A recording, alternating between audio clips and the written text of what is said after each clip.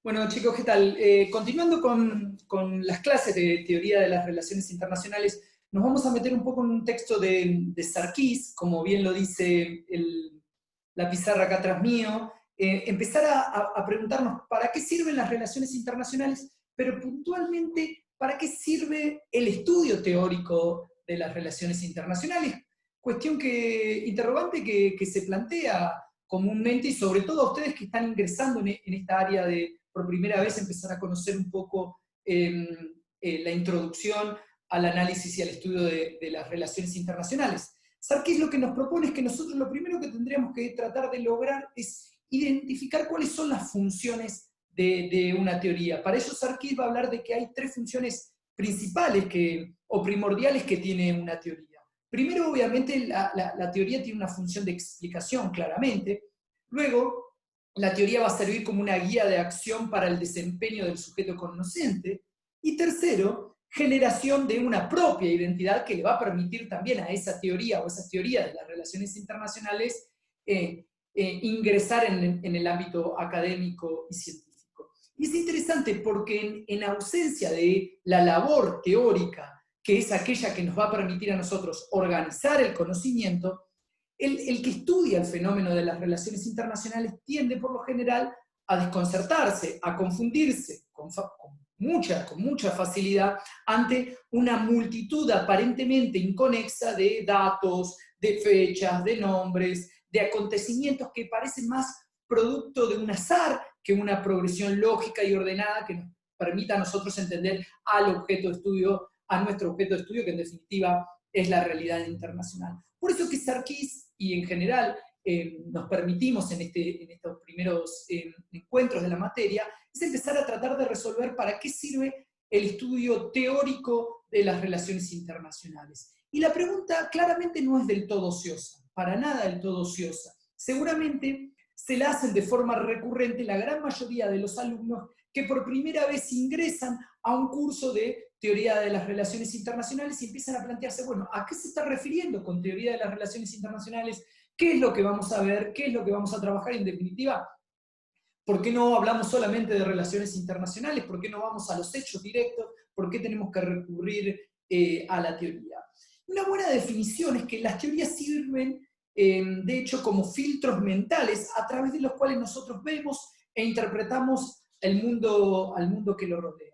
Hay un autor sumamente interesante como Kenneth Waltz, un neorrealista, que él define al concepto teoría de dos maneras, ¿no? Tiene dos aceptaciones susceptibles de ser consideradas. En primer lugar, él va a decir que las teorías son conjuntos de leyes, claramente, que pertenecen a una conducta o a fenómenos naturales. Que lo que implica es hacer una representación de una parte de la realidad, una representación simplificada de esa realidad, para poder organizar fenómenos, vincular hechos y demostrar los sucesivos cambios que se dan. Por otro lado, también dice que la teoría, en definitiva, lo que hacen es explicar leyes. Esta más bien es un enunciado a medias en el sentido de que parece más de las ciencias naturales que de las ciencias duras. Otro punto a tener en cuenta, por lo menos, es que las teorías de las relaciones internacionales, aparte de realizar teoría, esas teorías necesitan de modelos que permitan reflejar esa realidad internacional. Es decir, que posiblemente la única forma de conocer el mundo que nos rodea es empezarlo a interpretarlo a partir desde un basamento teórico.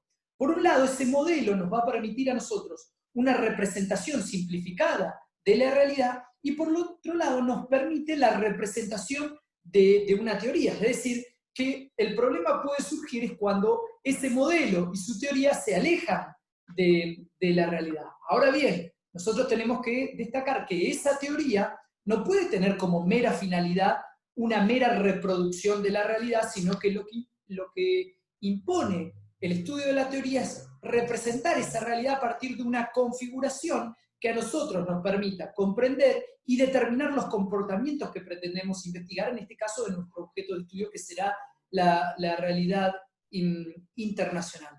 Por lo tanto, el trabajo de simplificación es imperioso para poder entender qué es lo que sucede, qué es lo que ha sucedido, y en definitiva, qué es lo que podría llegar a suceder. Cuando un investigador, cuando un teórico está realizando una simplificación, lo que está haciendo en definitiva es organizar la explicación e interpretar la realidad. Es decir, que lo que está haciendo es realizando teoría.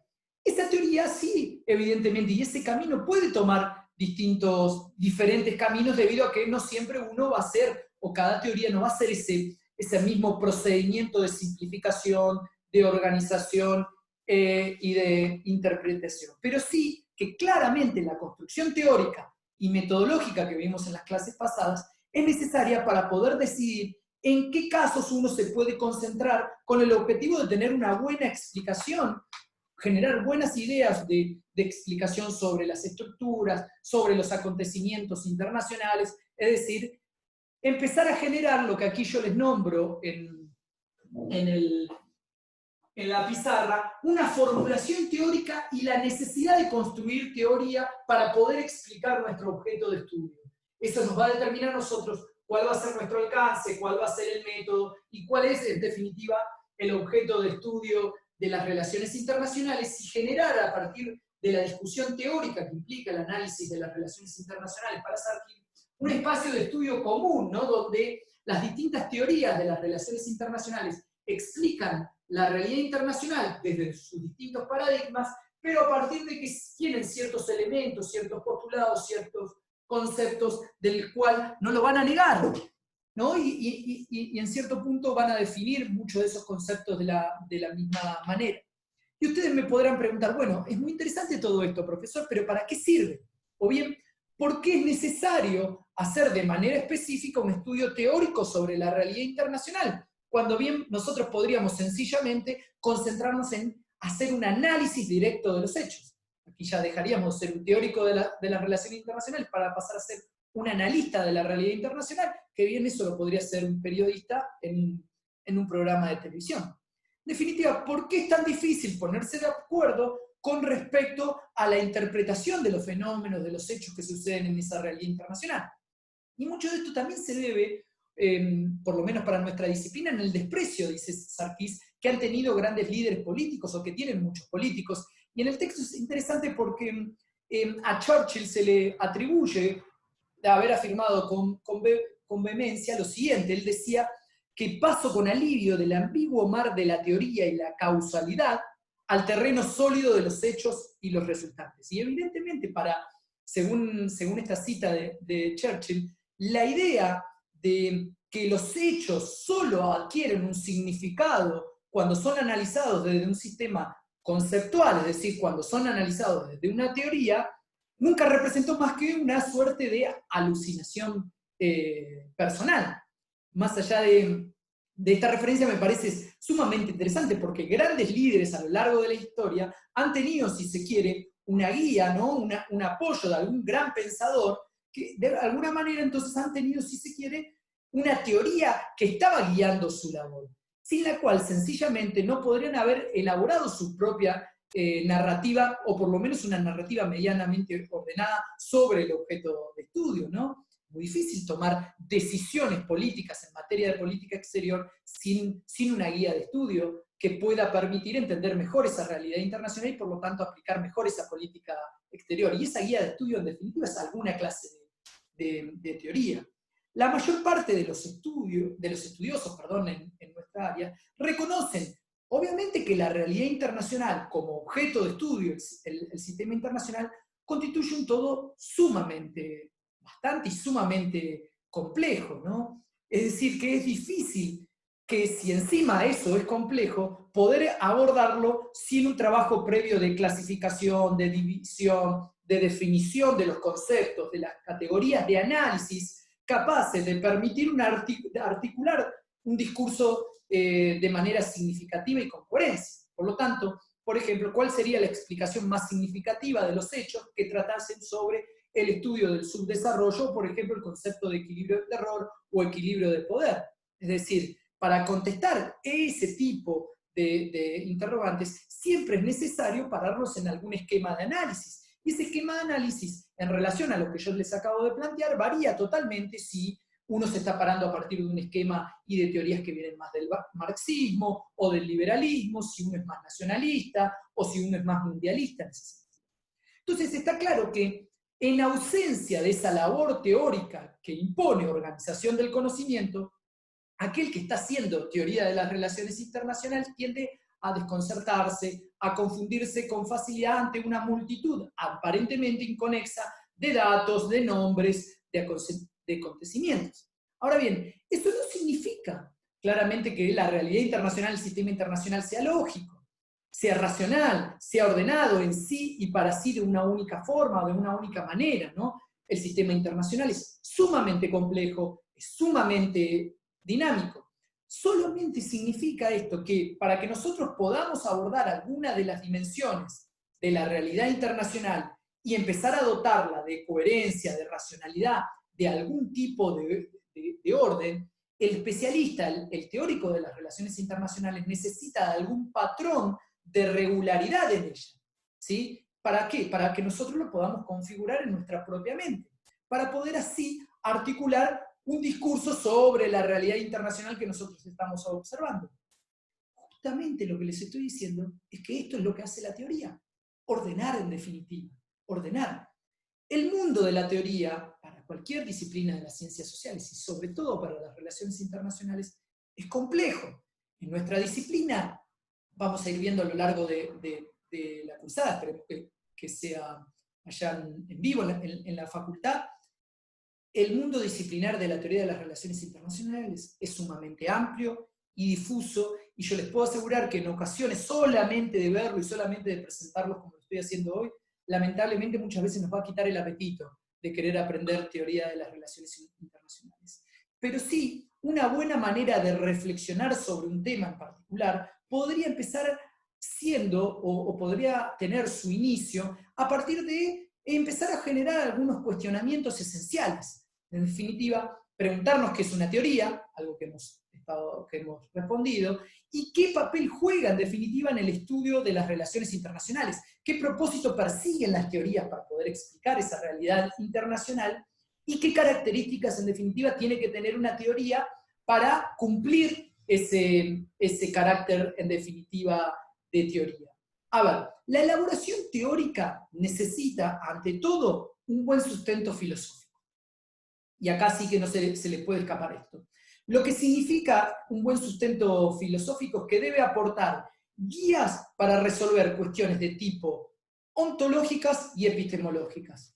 ¿Esto significa que nosotros tenemos que ser filósofos para realizar teoría de las relaciones internacionales? No, para nada. Por lo general, le va a corresponder a los especialistas de cada una de las áreas, en este caso las relaciones internacionales, crear sus propias teorías tratando de resolver sus problemas, ¿sí? Y por lo regular, aquellos especialistas que crean o que generamos teorías para resolver problemas, lo hacemos sin la necesidad de tener que ser ni filósofos ni epistemológicos. Pero sí lo que significa esto, que cada uno de nosotros debemos comprender bien cuál es la naturaleza filosófica del pensamiento teórico para poder, llegado el caso, aplicar, reelaborar, o bien para reconocer una teoría, para que nosotros así la podamos juzgar, evaluar como posible propuesta explicativa dentro de cualquier ámbito disciplinar, en nuestro caso en las relaciones internacionales. ¿Sí? Y nosotros vamos a ir viendo cómo muchas de las teorías de las relaciones internacionales tienen su sustento filosófico, tienen su paradigma filosófico. Vamos a ver cómo al realismo le corresponde el paradigma hobbesiano, al idealismo le corresponde el paradigma kantiano, ¿sí? Y ahí vamos a ir viendo a lo largo a las teorías neomarxistas le corresponde un paradigma más marxista. Bueno, vamos a ir viendo cómo cada una de las teorías tienen su sustento filosófico, pero la idea no implica que nosotros necesitamos ser filósofos para poder entender esto. La idea que les estamos planteando es que esto nos sirva a nosotros para reflexionar con detenimiento. ¿Hasta qué punto observamos que una teoría, cualquiera de las teorías de las relaciones internacionales, sirven para explicar ese mundo de manera más objetiva y poder empezar a nosotros, primero que la teoría nos diga y nosotros a discernir qué es aquello que está ocurriendo en el escenario internacional? En general vamos a ver que las teorías clásicas de las relaciones internacionales asumen el mundo a partir de una condición más ontológica independientemente del observador que lo estudia. Es decir, que esa llamada realidad internacional es según lo que determinan unas leyes objetivas y fuerzas que están mucho más allá de la voluntad o de la capacidad creadora del hombre. Es decir, el propio hombre actúa en el mundo influido o condicionado siempre a partir de fuerzas objetivas que determinan la dinámica general, la dinámica del sistema internacional.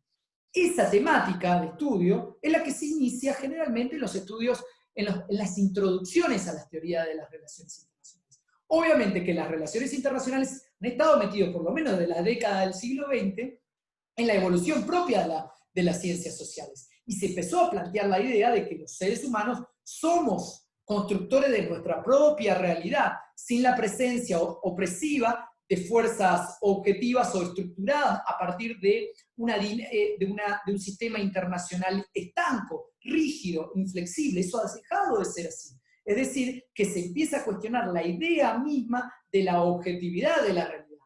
Y esto corresponde ya a una segunda parte, dice Sarkis, del estudio de las teorías de las relaciones internacionales. A ver, nosotros comenzamos a partir de estas clases en el inicio de la reflexión teórica, a entender que esa reflexión teórica es un punto de encuentro y que se necesita para que nosotros logremos representar mentalmente la dimensión de esa realidad social a la cual nosotros le necesitamos formular explicaciones, ¿sí? Esa realidad social para nosotros es nuestro objeto de estudio, que en definitiva es la realidad internacional o el sistema internacional. Y esto nos empieza a surgir a partir del análisis teórico quiénes son los actores, quiénes son los factores que mayor incidencia ejercen en el comportamiento de esa realidad internacional. Es decir, cuáles son los rasgos distintivos del medio en el cual nosotros nos vamos a mover, el rasgo distintivo del medio en el cual nos desempeñamos, ¿no?, como actores de ese sistema internacional. En definitiva, tratar de responder cuál es el objeto de estudio propio que tiene un internacionalista. Vamos a trabajar sobre las relaciones entre los estados, las relaciones entre los estados y los actores no estatales. En general, una suma de interrogantes cuyo rol principal tendrán las teorías es de ordenar justamente el estudio de las relaciones internacionales y empezar a resolver estos interrogantes.